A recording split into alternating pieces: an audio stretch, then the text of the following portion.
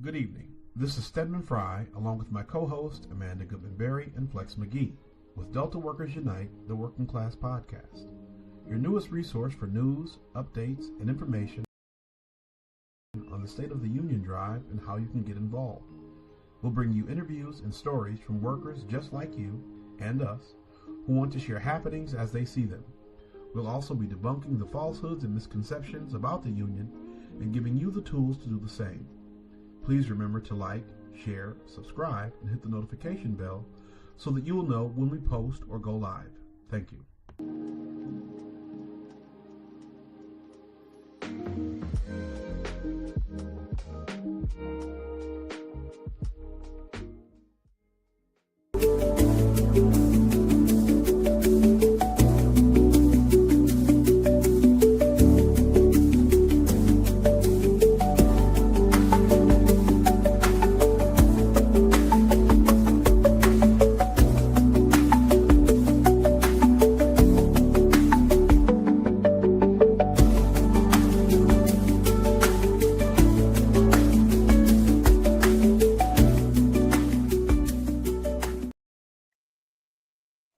Everyone, and welcome to the Delta's Workers Unite and the Working Class Podcast.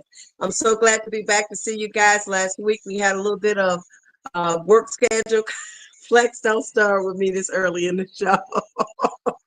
We had a little bit of a conflict with our schedules, but Flex wants you guys to see his kickball event that's coming up that they're going to get tore up in. So, but anyway, there you go, Flex. Let everybody see it, Flex. Hey, I'm just here making sure that ATL is represented properly. That's all, man. ATL, bro, what's up? All right, I'm your host, Amanda Goodman-Berry. I'll let my co-hosts introduce themselves and let's jump in and have a great show. We all sick today, but we making this thing happen.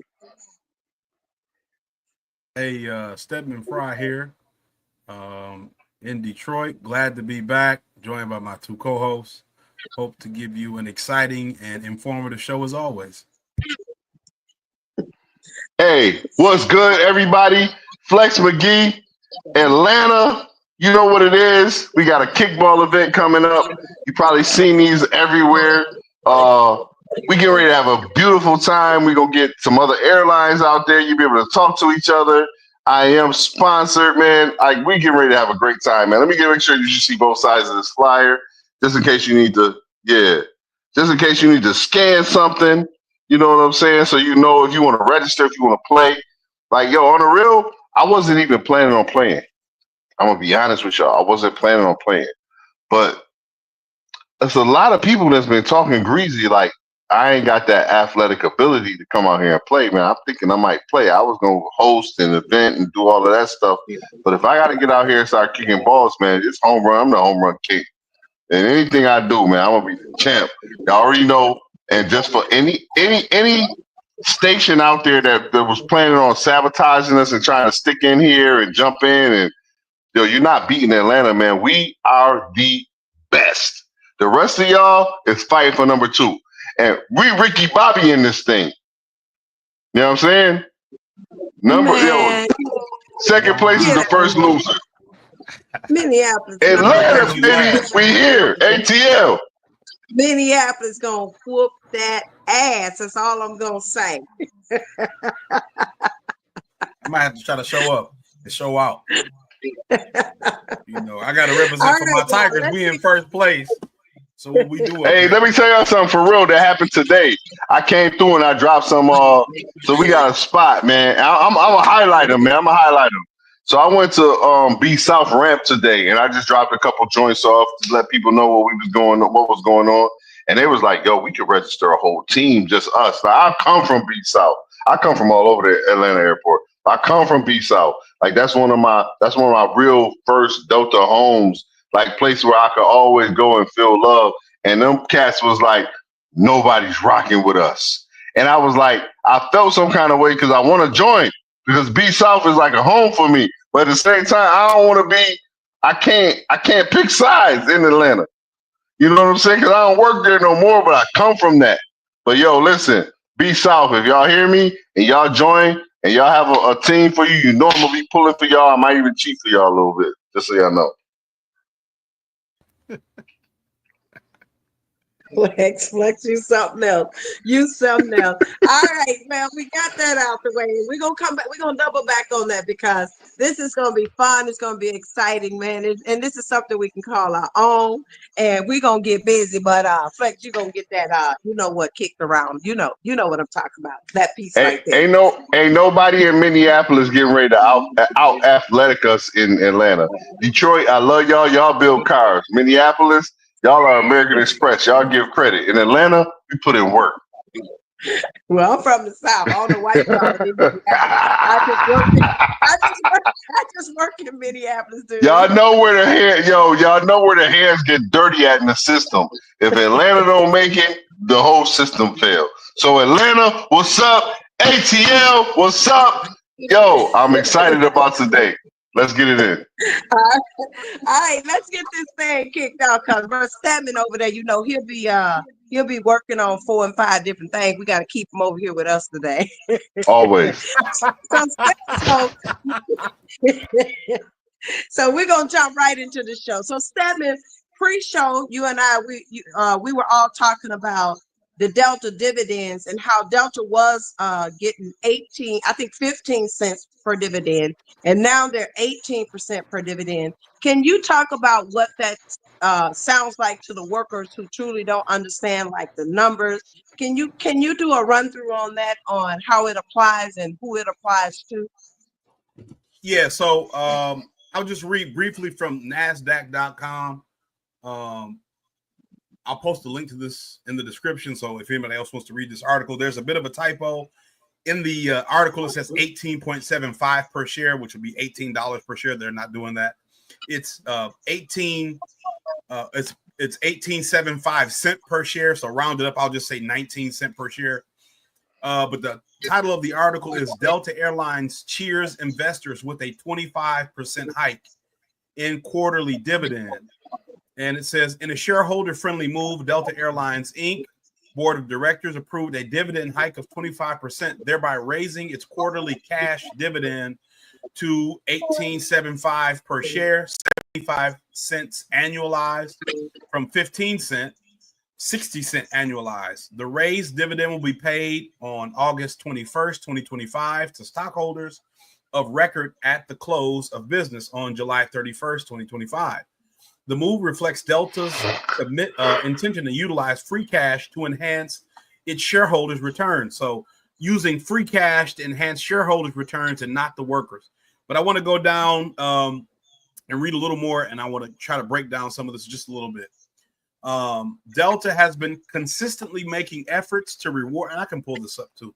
Let me do that just while I'm reading it. So if anybody's watching wants to follow along. Okay,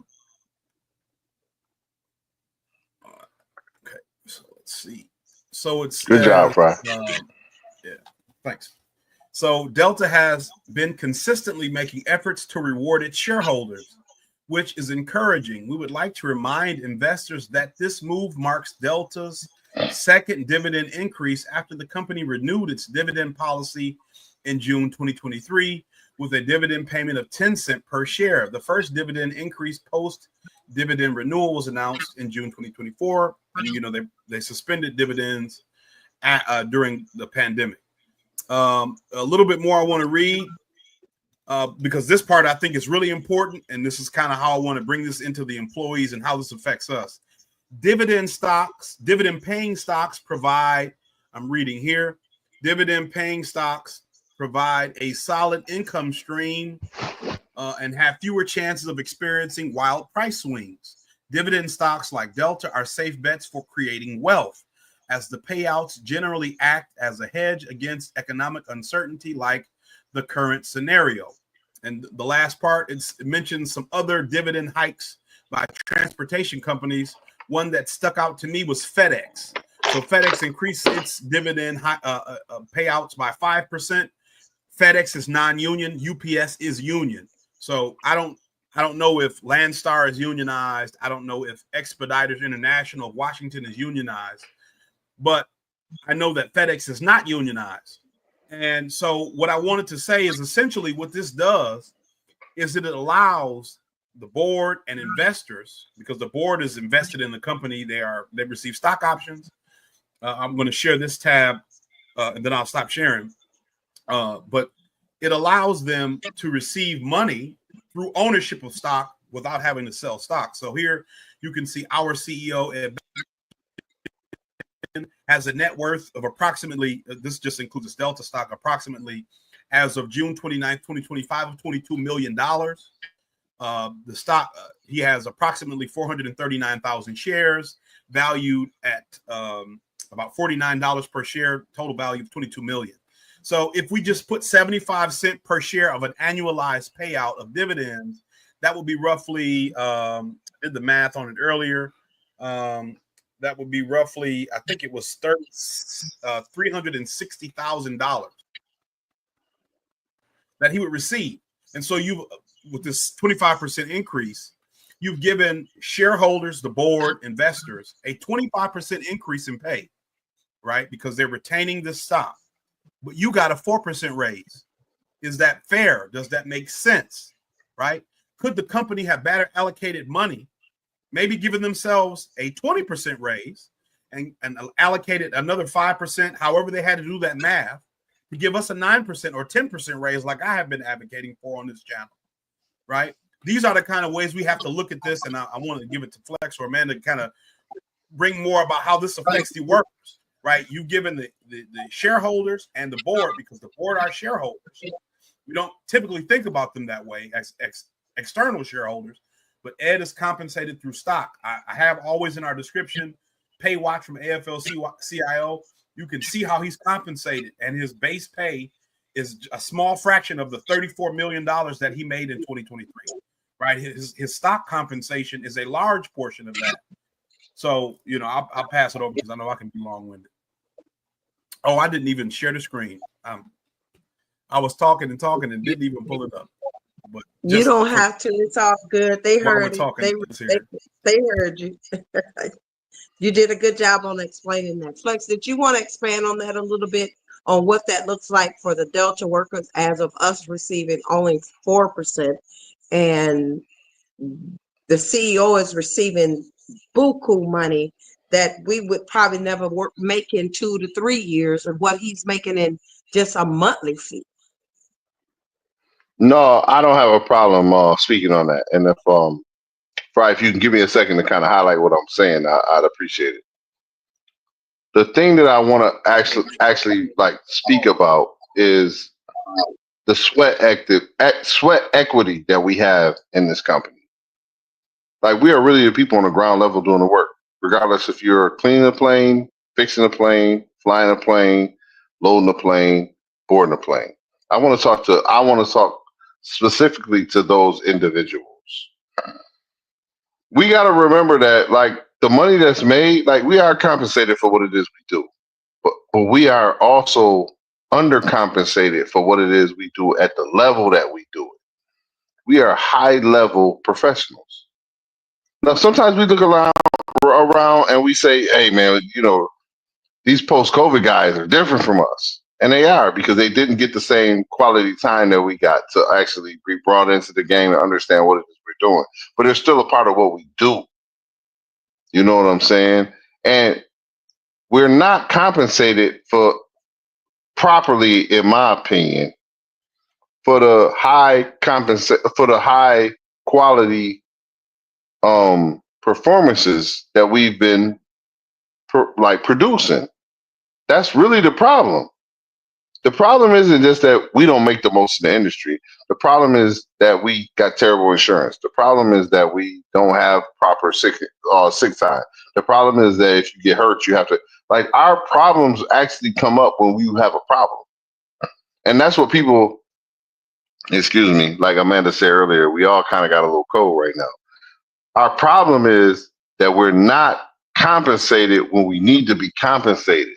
If everything is working perfectly, you feel like you're compensated perfectly. There's a young man that I work with actually in my area, and the people called him recently and said, "Hey, how do you feel about the union?" He said, "I ain't needed one in however many years he's been here, so I don't think I need one now." That's our problem.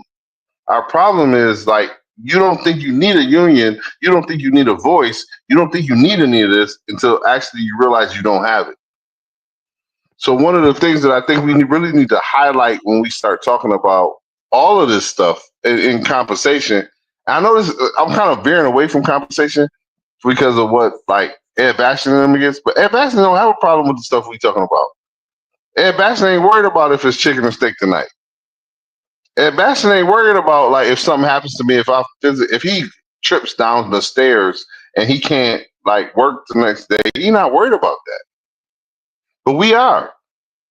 You know what I'm saying? One small injury, a hamstring pull, could change your entire life to where you go from barely making ends meet to the ends don't even see each other. So I think we need to start looking at those type things, and not because we feel like they're going to happen, but because they're happening to our coworkers around us, and one day it could be us. So, you know, I can speak on things on this level for hours, like, because, like, every person who is actually watching this knows somebody who got jammed up behind injury, behind sick time, behind something that wasn't interpreted correctly, and it's not really how it happened. Every one of us knows that.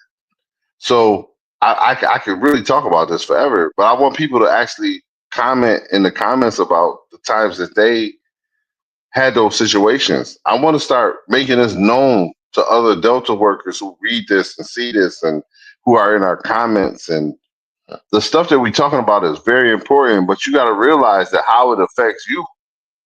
You know, I know, and I forget my man's name, Dan McCurdy, who was a soldier in this, always talks about our homeboy who got hurt at work, and I forget his name, Dan, and my homeboy, like, I remember you, but I from my Minneapolis days, I promise I forgot your name, how you got jammed up and you got hurt out here. Mike Williams. Yeah, right. I remember you, bro. I promise you, man, and salute to you, because part of one of the biggest reasons why we keep fighting is because of you. But, like, how they disclose you from stuff because you're not at work, because you can't be at work because you got hurt at work. Those are the things we really are fighting and advocating for. And I just want to make sure that people understand that. And I apologize, brother, for not remembering your name, because I swear I remember you from my Minneapolis days. But you know how it is, bro. It's been 20 years. You know what I'm saying? But I need people to understand that's how this works. It's never important until it's you, but it's always important, because it's not just you. It's the person you know. It's the person that you know who knows the person that it happened to. That stuff is real. That's what we deal with. Like, when you start talking to people about their sick time, they say, "Oh, I got PPT." No, you don't have sick time. You got PPT. Your personal time. You know what I'm saying? And who can't blow through 7 days in a year? Who can't? If you can get 7 days, but how you accrue it now? Like, also, you're right, Spry. But, like, think about it. When you really think about it, like, COVID gonna be 5 of them, and that's one that don't get it twice. Then they looking at you crazy. Like we really got to start like peeling layers back about how great it is to work for Delta, and saying how like things could be better. That's like my biggest concern and my issue here. Like people, I hate when people tell me, "Yo, you can quit. If you want to be union, excuse me. If you want to be unionized, go work for another airline." I hate that because that is such a defeatist mentality. You know what I mean? It's such a I'm up, so it's okay mentality. Listen, in my 25 years at Delta, I'm at Northwest, I'm up. But I understand that it only takes weeks, days for me to be down because I tore my shoulder, I tore a labrum. Like I understand that. So like we really need to start looking at things in different perspectives and respecting each other's perspective. To the person who tells me, "Yo, I'm at Delta and everything's good, I love everything," like I sit there, I listen to that. And I don't hit them with the what ifs because the what ifs ain't happen. But what I do tell them and remind them is like things could change in a heartbeat because we work in that type of environment. We work in an environment where like tomorrow things could be completely different. Tomorrow your work rules can be completely different. And I think we don't speak about that in that light enough. You know what I'm saying? But I don't want to beat y'all over the head, and I don't want the manager to start saying, "Flex, you going long-winded," but I'm gonna pass it back over to her and just say, like, that's just how I feel about everything that we're talking about. Like the things that we discuss on this pod are from the floor and they're real. Like these are the conversations that you really have when ain't nobody watching. And I'm proud, man. I feel good to be a person who's spreading that message and saying what we're talking about, man. And for all of those who come to me personally in Atlanta or not from Atlanta and they message me, I want to make sure that you know voice is heard here on this podcast, and we will continue to push and fight for a better tomorrow. Absolutely. Give him a hand clap on that, Stedman. That was good. That was very good. Thank you. Thank you. So, Stedman didn't hear me say give him a hand clap. Okay, there we go. I told you don't be looking away, Stedman. It's working class technology. So, just to add just a little bit to what Flex said, and then we're going to move on, because what we're trying to do now with the show is that we're trying to make sure that we're making the questions that are being asked to us. I mean, just like Flex get inbox, I get inbox. People really want to know what's going on and what's coming from the floor. So in this new way we want to do the podcast, we want to make sure that we're asking the questions that the workers are asking us and putting them on the pod so that we can answer some of those questions. Because just like Frank was saying, like this week, I pride myself in the department that I'm in and what I'm doing, and I take it very passionate about what I'm doing. But when you tell me that, yeah, you can come in, but you can't come in on this time, and that's telling me that I'm not worthy of what I'm doing. That tell me that when you show me what I'm worth, then I'm going to believe you. And I believe you, Delta. I believe that I'm not worth anything to you. I'm just a body just coming in there. And if employee number, blah, blah, blah, get hurt, I'm just another number. But we come in there day and night, and we work day, night, anytime to try to make it work. And we be passionate about our job. And I'm one of those people, I'm very passionate about what I do. And if I know I'm doing a good job, why don't you pay me what I'm worth? Why don't you want to let me come in and keep it going? And when it wasn't going, it wasn't a big deal. But when we get it going, then we ain't worth anything. And that's just not okay for Delta workers and the company, as much money as they're making. You should be paying us triple time if we want to come in and work. It shouldn't even be a number that it shouldn't even be unmatched, because we thrive in this heat. And I know it, in Atlanta and Minneapolis, I don't know about Detroit last week, but we had some severe heat here. And this is one reason why I'm sick, because I want to come to work and thrive in our job. So I just wanted to tap that off and let the workers know, even if Delta don't tell you what you're worth, on this podcast, we're going to tell you what you're worth. You're worth everything that you deserve. So I'm going to stop, because I can go on and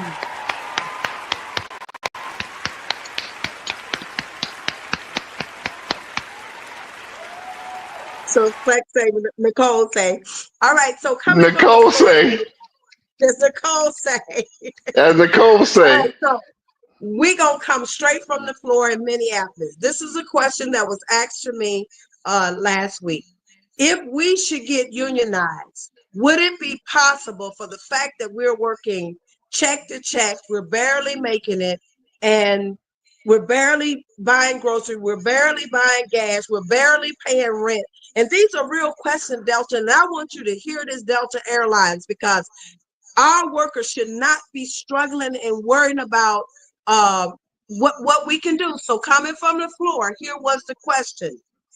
Do you think that if we unionize, we can start getting paid by the week so that we can make ends meet? So Flex, I'm going to turn that one to you, and then you, Stedman. So do you think that this could be a better option for the workers who are really concerned about how they're going to make ends meet? Every 2 weeks it's a long time when you barely making enough money. So what are your thoughts on that? I think that's absolutely a great question because people feel like some questions are too big for the people who have to go through them. So I just want to I want to speak on this in two different ways. Number one, things are negotiable. You know what I'm saying? So getting paid weekly, if that's something that needs to happen for our constituents and our people, it's like it can happen. Like that, we have to make our issues a priority, and that's one thing that people forget. You don't have to sit in the corner and sulk about why you don't have no money this week. Also, I want to tell you, as a Northwest employee, a former Northwest employee, who was unionized, we got paid weekly. New York State law stated that we had to be paid weekly. So I literally was paid every week. You know what I'm saying? Every Wednesday, when we was getting paid on Thursday, everywhere else, Madeline, I know you remember them days. I got paid on Wednesdays, every Wednesday. So you know, it's funny. I used to tell my friends, I was like, it was a flight attendant who used to fly into Buffalo, and I used to always say like, "Yo, shortage is like bad." I would give her everything but $20 because I need $20 to make it to the next week. So we used to call her all but $20, and it's not on some like creepy shit, but just like on some. I was a kid. I was like, "Yo, I just need enough money to make it the next week," and you get taxed less. It's a different vibe when you get paid. You know what I'm saying? Every week, not every other week, but every week. Every Wednesday, I knew I had a deposit coming in my account. So these things are definitely possible. I'm not just saying it because I was in New York and it happened during that time. But like when we start talking about negotiations are about what the majority of the people want. You might have to give up something for that. I'm not telling you to not. There ain't no blank sheets. Ain't nothing blank. Everything that we talking about is already on the paper. That's one thing I want people to understand. There's nothing as a blank sheet of paper, and we starting from scratch. Everything is already written down on what it is that we want. We just have to figure out how we have to prioritize how we're going to fight for it. So if you take nothing from what I say today, understand that unionizing is about prioritizing what's important to the majority of the people and going out and be willing to fight for it. It was like I didn't vote for our last contract. I've never voted for a concessions contract ever, never. I respect the one that was ratified because I was in the minority, even though there were people in the majority that said something different.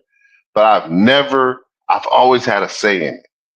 And because I had that say, I can sit peacefully saying that I made my vote. It's just like everything else that you vote on. We don't always win, but we always are able to say we had our say. At Delta Airlines, I can honestly say you don't have a say. I completely believe that. There are OSMs, there are GMs, there are managers, there are directors who feel the same way that we feel. But Metrics One run all of this now. AI, this is all AI thing now. AI tells you how this is supposed to work. It used to be a time when the people say, "Yo, hey, this is not obtainable because of these issues." AI says if everything works perfect, you can do it. And the reality is, in an industry where everything is based on estimated times, there's never going to be perfection most days. So, hey, if you feel like I feel, the one thing I would want to say is get involved in your station. Make sure that you understand what the problems are in your station. Make sure that you are able to be the voice in your station. Make sure that you come to work on time, because that's the only thing they're really going to fire you over is you not coming to work on time. Because everybody really do their job. You know what I'm saying? It take a long time to get fired if you don't, like, if you are acting up at work. But if you don't come to work on time, and if you calling out, like, that's how they get us. So my question, my what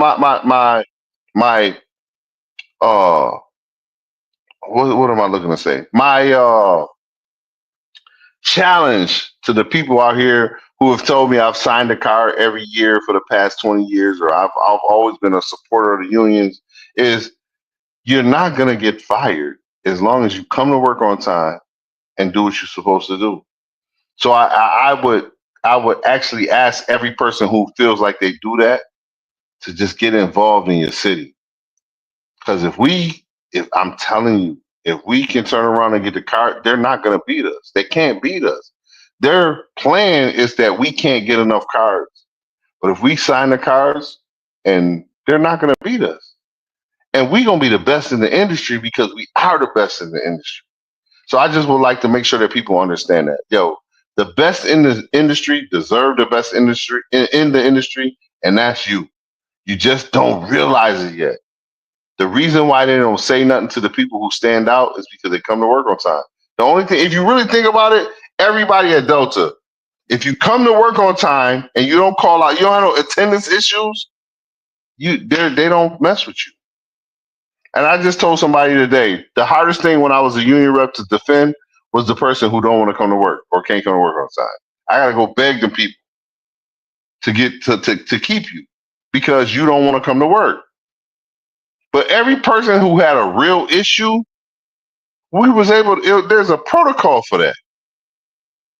So if you guys can understand that and join us and become a part of the movement on the next level, if you're just a car signer, say, you know what, not only am I going to sign cars, I'm going to make sure everybody in my area that wants to sign a car signs a car. Bro, we got this. And that's just the facts.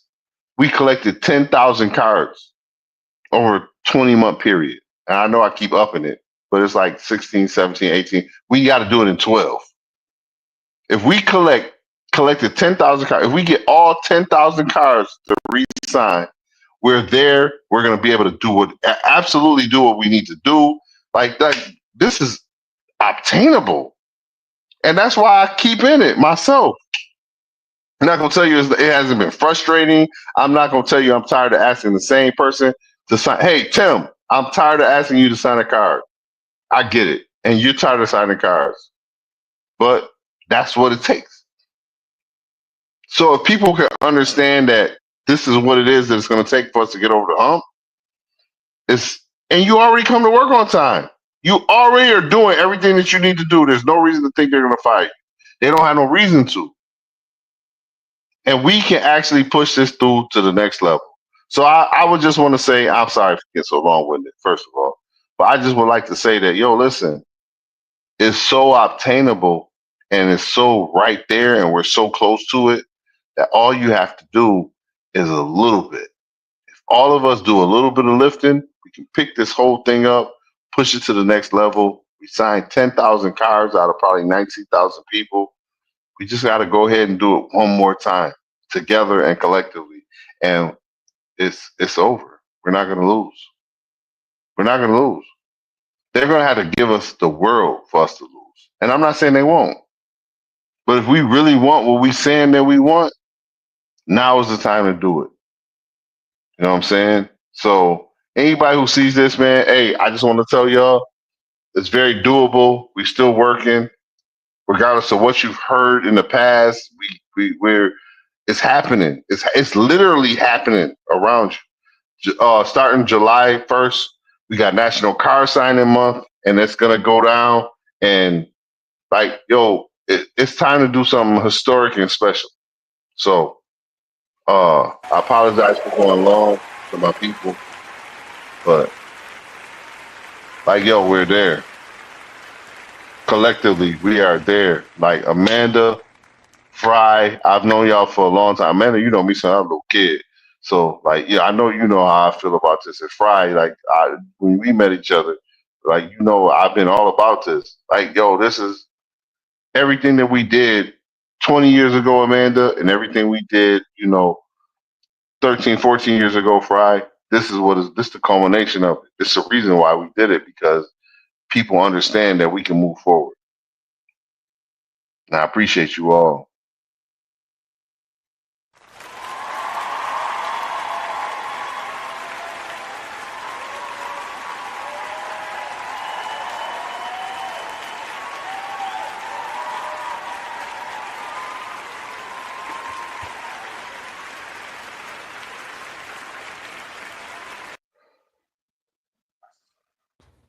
Great words.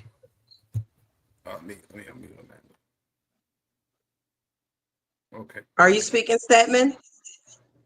Nope. I just was saying great words. Okay. Yeah, that was good. And to tie all of that in, basically what Flex said in a lump sum, which went back to the question that was on the floor. Could we possibly get paid once a week? We can have anything we want if we unionize and we organize and we mobilize and come together. Everything is on the table. So I just wanted to swing back to join all of that together of what he said. And he spoke from passion, and we're all coming from a place of passion, and we are tired, but guess what? We can't stop now. We've come too far to stop now. We've come too far to start all over again, and which is leading me into the next question. I think we were talking about, and I know people, I see the comments sometimes, people talking about the bump cap, the bump this, the bump that. So from the ATL, it was very hot last week, and it was hot even here last weekend. The bump cap was just bumping too much for me, especially at work. So coming from the ATL, you had talked a little bit about what the workers was talking about with the bump caps, Flex. So I'm going to lean back in on you, and then Stedman, if you have something you want to say, you can go first. But let's talk about these bump caps, man, because they too much. And I mean, Brother McCurdy has been talking about this for years and years and years of you know, let's give Dan a hand on that about these bump caps. And we somewhat, yeah.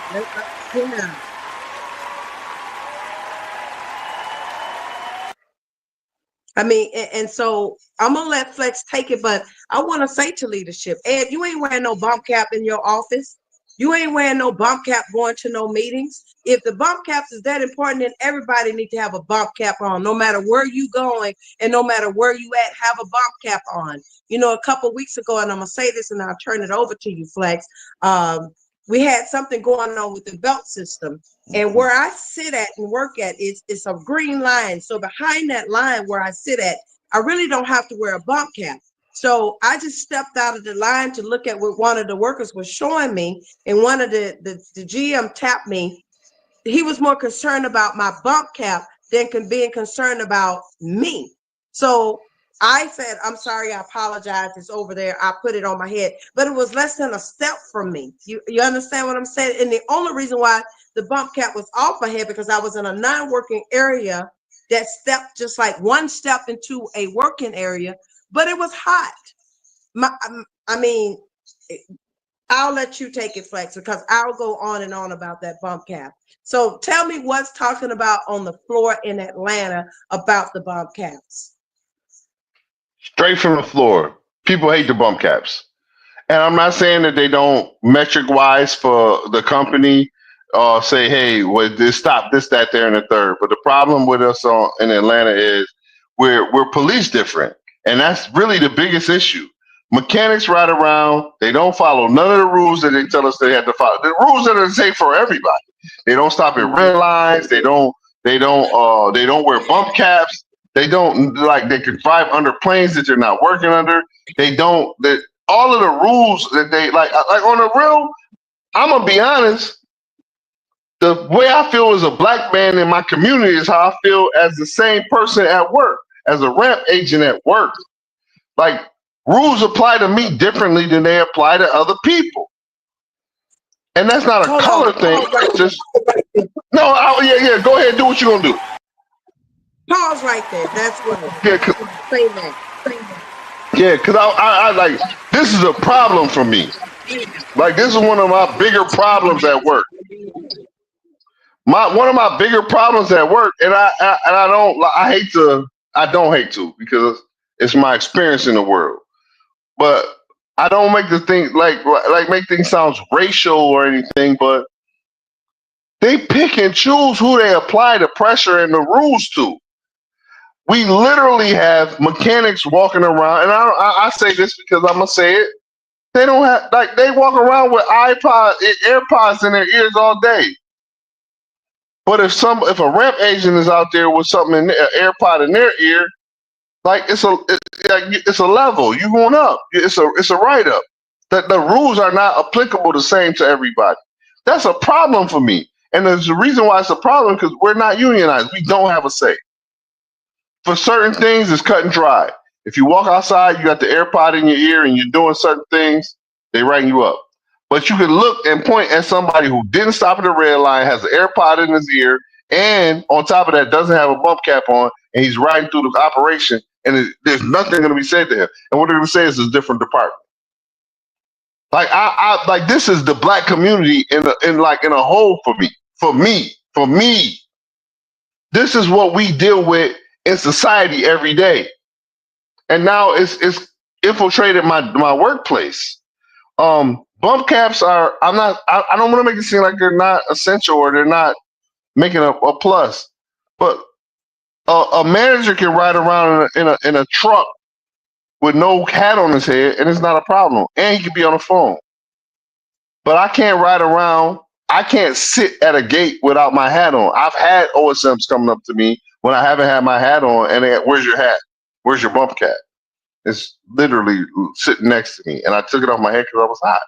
I'm not saying I've been written up for it, but I'm just telling you the pressure that they put on you behind these bump caps is unbelievable. Like it's like, yo, you making it seem like you don't know that it's 95 degrees outside. You making it seem like that this bump cap ain't tearing the middle of my hair out. You make it seem like I'm bumping my head every day. I'm not saying it didn't stop head injuries. I'm not saying that because I don't know those metrics. What I am saying is the bump cap in extreme circumstances and weather is hot. I can speak on that. I can speak on the fact that, like, yo, look, listen, I'm hot with this piece of plastic sitting on my head. I'm hot that the fact that it's tearing the hair out of my head. Like we talk about this in Atlanta, at least in Atlanta. This is straight from the floor. You know, these are conversations that most people are not going to tell their manager, OSM, nobody, because they don't want to cause no ruckus because they're going to be the problem. This is a problem. People feel like they're going bald behind bump caps. That's a real issue in Atlanta. And even though they might not tell you, they're not telling you because they don't trust you. They don't trust you to value their opinion. They're not going to tell you that. They're going to tell you like, yo, I'm sitting here, I had a little headache from wearing this thing all day. They're not going to tell you that the hats that we got all these different style hats. The reason why they give us all these different style hats is so they can say, if this one gives you a headache, you could try one of the other ones. Like, we understand that. Ain't nobody stupid down here. We know that the reason why we got 1,000 different variations of the bump cap that you're making money off of somewhere is because you know that people it's giving people problems. And I'm a hat wearer. I am literally a hat wearer that is anti-bump cap. And I'm not saying that I don't get it because I know a guy who's personally had a bunch of head injuries but they're not, it's not like if a bag fall on your head, you still gonna get a neck injury. You know what I'm saying? If you walk under the plane and you know maybe you bump into one of the pedo tools, whatever they're called, I get it. It'll stop it from cutting you. Why you couldn't give us Kevlar? The mechanics were originally, from what I understand, excuse me. The mechanics were originally the people that it was like, yo, we got to stop these head injuries, and they're the people who don't wear them every day in Atlanta. Mechanics do whatever they want to do. They don't stop it. They follow zero rules on the ramp. And I say that, and maybe I'm telling or snitching, but I say that because why are rules applicable differently to different work groups? The same thing that I get written up for, a mechanic can do, and nobody's even there to say, well, you're in a different department. I'm not looking for fairness. I'm looking for equality. Fairness is fairs are places where they judge pigs. Equality is what people expect in America, and we are better than that in this country. Yeah. And I want to feedback off of that, Flex, and I'm going to speak from myself. Even the day that the GM tapped me to put on my cap, when I looked around me, like you said, I ain't no snitch, so I'm not gonna go say, well, why don't you go tell them to put their hat on? Why don't you go tell her she ain't in compliance with her uniform? But what goes for one need to go for all. The favoritism has to stop. So it just sounds like to me it's systematic. Favoritism is systematic, and you pick and choose who you want to talk to. I walk in work every day. I got on my shirt, I got on my pants, I got on my shoes, I got on my hat. Okay, I'm in compliance. I come to work on time. I do my job. I stay at work if you need me to stay, but it's just time for it to be said. This favoritism, and I'm speaking from Minneapolis. I ain't worked nowhere else but in Minneapolis. So I'm going to call Minneapolis out on this shit. Because here's the thing, what goes for me need to go for all. Just because I'm union doesn't mean you get to pick and choose and pick on me on what you do when another worker is coming in doing the exact same thing, not in a damn uniform, not doing what they should be doing, and I'm actually doing my damn job. So I need for it, and I'm talking directly to Minneapolis. And I was even told Minneapolis do things differently. No, we're talking about a system. The system needs to be on one page with everything doing what the system should be doing. What goes in Atlanta should go for Minneapolis. What goes in Minneapolis should go system wide. It shouldn't be a one-all be all. So I'm speaking for myself.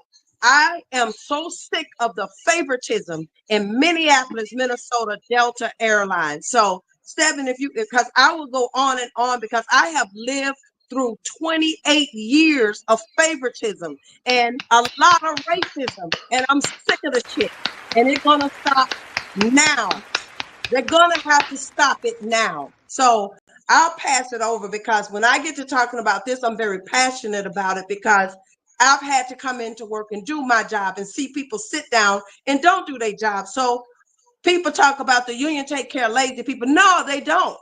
There's people at work right now. If it was a union, I would say, go ahead and do what you need to do because I see they don't want to do their work. So the union actually does not protect lazy people. The union holds people accountable. So let's get that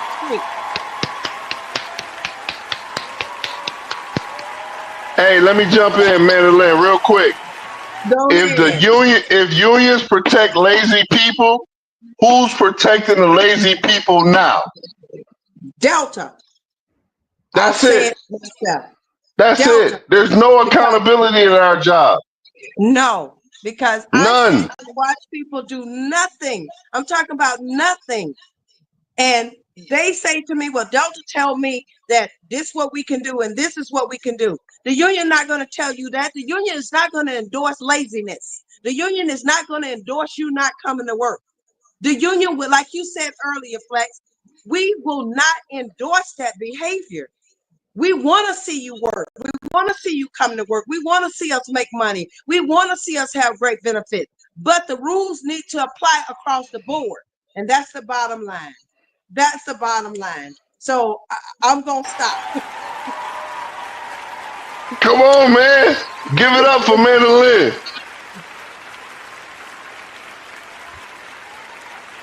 Hey, Fry, I'm going to let you jump in, Fry, too, man. But I just want to piggyback off of my big sister real quick, Fry, and I promise you can have it. Yo, the things that Amanda is saying is all that is the shop floor talk. You know what I'm saying? Like, they always try to make it seem like unions prevent good workers from being good workers and they promote bad workers. But they'll complain to us about all the people who ain't doing nothing, the favoritism. You know what I'm saying? They'll complain about the person who really didn't do anything all week. There is some people that's working with us right now who can wear the same uniform all week. They ain't gonna bust a sweat. You know what I'm saying? And what I'm trying to explain to people is now is the time to make a change in things. Now is the time to have a say in what's going on. Now is the time to make sure that our employees, or not our employees, but our coworkers, who we are all employees of the company, understand what's at stake. So what are you doing as a Delta employee who understands everything that we said? The person that's standing here clapping with everything that we say right now, what have you done to change the scenario?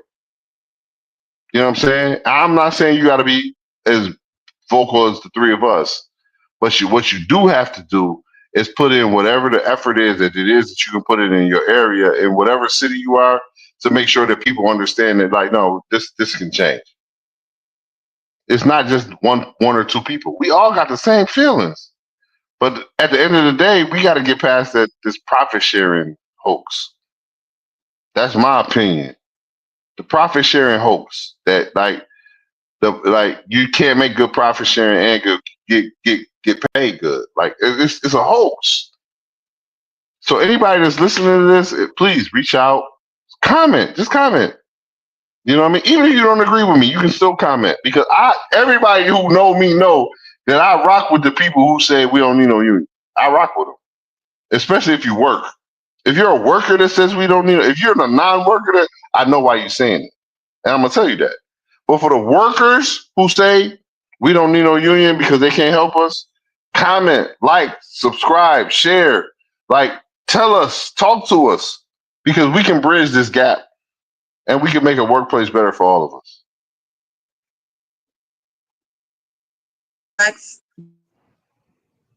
The workers who say we don't need a union, let me say this and then we're going to move forward, because we're running into that 51 minutes. Because, when you get to talking about real passionate things that really matters, I'm just going to bag up to keep going forward here. A lot of times people go, Miss Manna, ain't you hot? You got on a scarf, you got on this on your head, and you got in your hair. Hell yeah, I'm hot. But I'm trying to save my hair on my head, because I got to wear a plastic bump cap that's going to add layers to my hotness. I'm a woman of age who have menopause, so hell, it's hot every day that I walk in there with that hat on. Even in the wintertime, I get hot. So we're going to keep it real on this podcast, because this is one thing we promised you, that we will talk about real life issues and real life things. So yes, it's hot. I'm hot and I'm tired of wearing this bump cap. But what I want to dive into, Flex, is, because we're running out of time, and we can always double back on this. And what you said was very awesome. But let's talk about the card signing month that's coming up from July 1st through the 31st. I think it's 31 days. And we just want to make the workers awareable, give you the knowledge that you need. The reason why we're doing a National Card Signing Month, and that doesn't mean after July we're not signing cards. That just means we're dedicating July to signing cards as a part of this drive to get Delta Airlines unionized. So would you like to jump in and explain a little bit more about why we're choosing that month, but we ain't stopping in July? We're going to keep going past July. So could you talk to us about that a little bit? Absolutely. The reason why we chose July is because July starts Leo season, and Leos are the best. We the best. Ain't nobody rocking with us. Ain't nobody shining brighter. Ain't nobody. No, I'm just playing. But I'm not playing. No, seriously. Our real issue is we all need to sign cards in the same proximity. That's really what it is. Richie Johnson has been on this podcast explaining how we signed 10,000 cards, and we got to keep it moving. And we just need to get them all signed at once. So I come here today humbly asking people, sign one more card. Get your people to sign one more card. If we get everybody who signed a card one more time, or who has signed a card in the past, signs one more card, we win. Or we at least get an election. And that's winning to me. Getting an election is winning to me, because it's so difficult to get an election in our industry. So starting July 1st, I don't care if you signed a card on the 30th of June. July 1st is the first day that we pushing an all-out card signing month. We need everybody to sign their card. We need everybody to get involved. We need any activity, any function that's happening in your city, we need you to be a part of. Even if it's 2 people sitting at a coffee shop or it's the kickball event we have planned for July 11th here in Atlanta at Rupp Park. Get involved, be a part of it, come out, sign your card, get to know your coworkers, get to see some of the other people from other airlines, understand what unionizing is. Like, yo, real talk, I'm really excited about July. Not just because my birthday falls at the end of it, but because, like, it's a beginning. It's a beginning of something special. The specialness is it's all based in us understanding why we haven't had an election. Like, it's people who I talk to and say, man, I signed 1,000 cards. And that's not true, but I understand what you're saying when you say it. We haven't had them all at the same time. That's the issue. If we get everybody to sign a card, if everybody who signed the card signs the card in July, we voting. That's where we are. You know what I mean? GVP, Richie Johnson has already explained this to us. Check us out. I don't know which podcast it was, but we've been already talking about this. Episode 9. I knew Fry knew. That's why I said that. Episode 9. Listen, bro, we right there. We not saying we right there because we want more people to sign. We do want more people to sign, though. We saying we right there because we got the support. Ain't nobody gonna keep pumping money in this with no support. We don't need another union. Well, we don't need. Only thing we need is for people to say, I want this. If you really want this, now's the time to show. July, National Card Signing Month. Even if we go past it into August, we'll make August like, continuing National Card Signing Month if we have to. But if we can get everybody to re-sign in July, bro, we looking at an election. You need to talk to your coworkers. Stop being afraid. I got you, Amanda Lynn. Stop being afraid that somebody's going to say something to you. Nobody said something to you yet. They don't even know that you sign cards. That shit.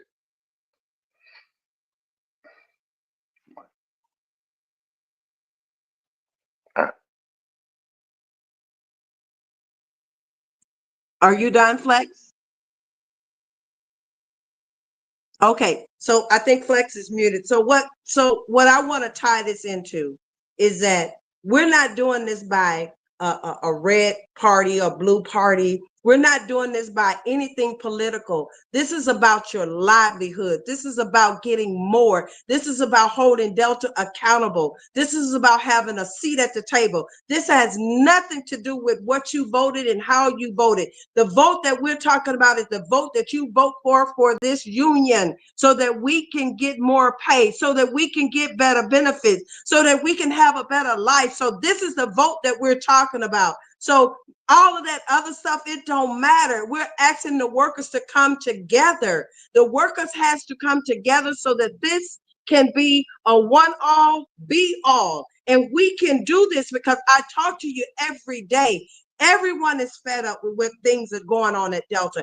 Everyone is fed up with way Delta is just making the rules up as they go. So if we can come together and be one all, be all, there is no way we can't win this vote. So I'm asking you, if you want representation the way you come to, and I say these names because they're common, the Dan, the Me, the Flex, the Stepman, I hear your problems every day. So help me help you. Vote for the union. Sign a union card so that we can get this thing moving. Let July be the last time we ever have to ask you to sign a card. So I just wanted to add that on to what Flex was saying, because we're going to keep fighting no matter what. We're not going to give up. Thank you, Stepman. Thank you. So I just wanted to throw that in there because We have to keep going. We have to keep pushing. If they could do it back in the old days and organize and mobilize, they didn't have no cell phones. They didn't have no internet. They didn't have none of that. And the people were able to mobilize, unionize, and stabilize. And I'll say this to the end. Dr. King gave his life for the sanitation workers in Memphis, Tennessee. And he did not have a cell phone. He had a home line and he had people working together. So we have to do what they did in the older days. And we got to take the technology that we have and we have to unionize Delta Airlines. And the only way we do that, we do it together, not by parties, not by who we voted for, but by doing it together so that we can become one at Delta Airlines. And Stephen, that's all I'll stop there. Okay.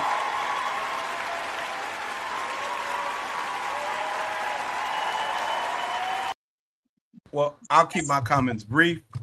Just as far as like the two-tier work system, there was a maintenance employee, and he doesn't wear a bump cap at all. But you see him ride around, their leg is out. Same employee with the no bump cap, no cap at all, just bald-headed. The engines were still spooling. He's walking up to the engines. Now, maybe he knows the safe distance or whatever, but if the policy is supposed to be that you don't do that, there shouldn't be some wiggle room for you to do that, even if you have a different level of expertise. And then I just looked again, so I'm going to post a different link from Investopedia. So they have, based on Delta's it's Delta's 2023 notice of annual meeting and proxy statement. On page 23, Ed Bastian owns 2.197 shares of stock. Glenn Hohenstein, the president, owns 1,058,000 shares of Delta stock, and Peter Carter, who is the executive vice president, owns 448,000. So with Ed Bastian at 75 cents per share, that would be, I think it was $1.6 million a year off stock alone, not selling it, just dividend payment. And so he's got a 25% raise. He makes his new increase annually will be 1.7 or 1.6 million dollars a year off 2.1 million shares owned. And so this is what you need to think about. You got a 4% raise, and Ed Bastian got a 25% raise, and all that. So the article has the three largest individual share owners, the three largest institutional share owners, and let's see, and so it's got the bottom line. And so I'll post that link instead because it has footnotes, so they cited their sources, so that's a bit more accurate. But you guys said a lot of great stuff, so I didn't want to interject, and so I appreciate your knowledge and expertise. But I hope that the conversation motivated the viewers and listeners to get involved. I'm going to try to do some clips and stuff. I got a backlog of clips, but I'm going to really try to work on that. Just been really busy with the schedule and everything.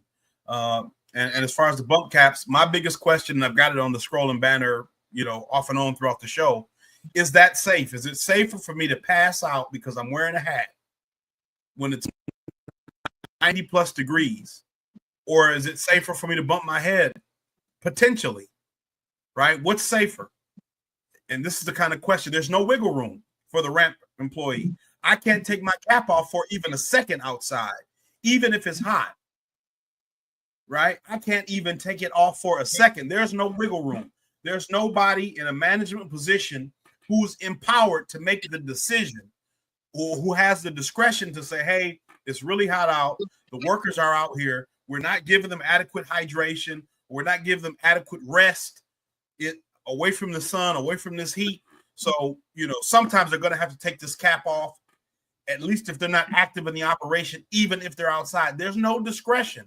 There's no intelligence in this process. The manager is like a drone who listens to orders, and you have to do what they say. And that's all fine and good in the wintertime when it's not 90 degrees, right? Saying nothing of the polar vortex and the negative degree temperatures that you have in Minneapolis, which we have talked about on this show too. I think that was episode 6. But this is a problem that we don't have a voice. You have no ability to argue and negotiate and communicate about what would work best for us. The company is serving their bottom line. The increase in stock serves their bottom line. The bump cap serves their bottom line because you're replaceable. It's easier and cheaper to replace you than it is to modify the process so that you can be safe at work. That's the truth. So I'll leave it at that. National Signing Month is coming. Is July 1st. We want to get everybody on the same page. I'm not going to belabor any points, but I'm going to play different outro music because I think it fits the spirit of what you and Flex talked about, and I really like that. So solidarity forever to everybody. Thanks for joining us on the show tonight. Peace. Peace.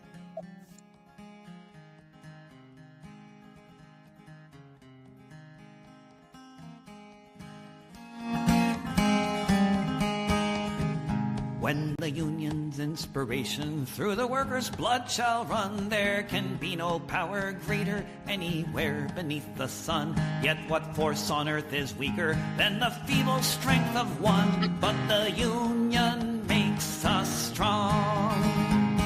Solidarity forever. Solidarity forever.